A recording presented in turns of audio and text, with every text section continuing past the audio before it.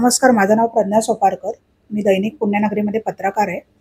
आज सकाळी विधानसभा निवडणुकीसाठी मी माझ्या कुटुंबासह मतदानाचा अधिकार बजावला.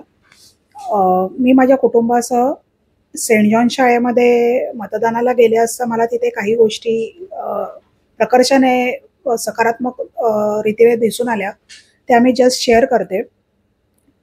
इतर वेळी मतदान केंद्रावरती गेल्यावरती प्रचंड लाईन असायची. लाईनीत उभं राहून खूप मतदारांचा वेळ जायचा.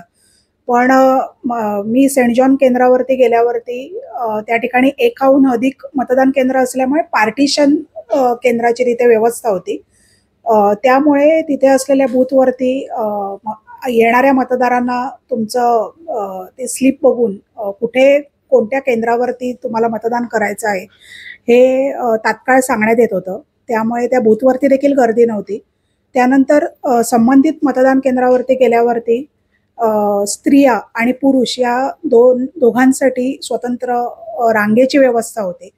त्यामुळे पटापट मतदारांना केंद्रामध्ये आतमध्ये घेण्यात येत होतं.